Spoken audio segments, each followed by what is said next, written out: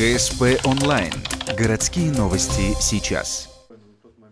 Комитет спасения Печоры, министр природоохраны и представители компании «Лукойл Коми» сели за круглый стол. Повод – экология. Точнее, ее защита от последствий деятельности промышленников. Ни для кого не секрет, она отражается на природе Ухты и других районов нефтедобычи не самым положительным образом. Так, утечка в ручей Малый Вайвож весной 2016 года напоминает о себе до сих пор. Донные отложения в реке остаются, остаточное загрязнение остается.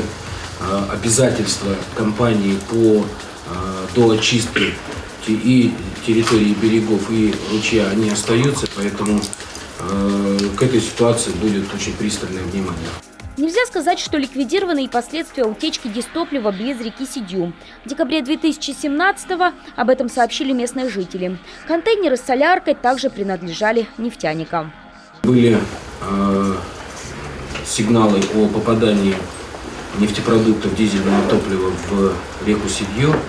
По тем выездам и тем анализам неоднократным, которые были, да, есть превышение в 2 ПДК в самой реке, но сейчас наша обеспокоенность даже не о реке Сидью, а о том ручье, который в него впадает. И по уклону загрязнение может мигрировать именно туда.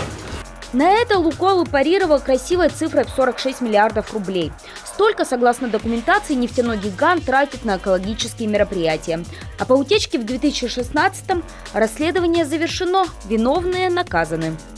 По донным отложениям, добавлю, о чем говорилось. В 2016 году «Лукойл Коми» привлек Томский государственный университет для исследования состояния донных отложений водных объектов Малого Вайвожа и Яриги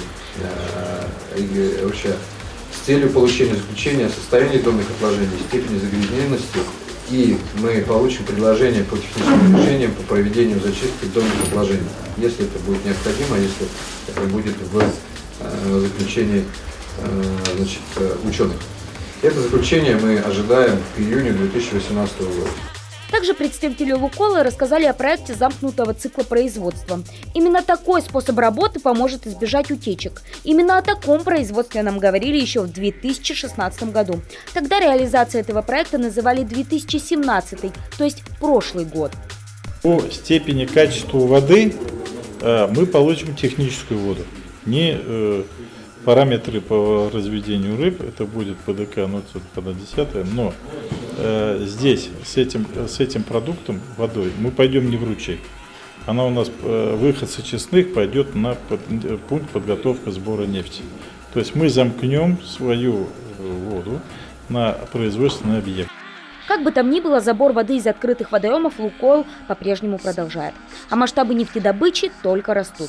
В связи с этим общественники потребовали открыто рассматривать проекты всех новых производственных построек. А министр природоохраны заявил, Ухте необходима программа по экологической защите.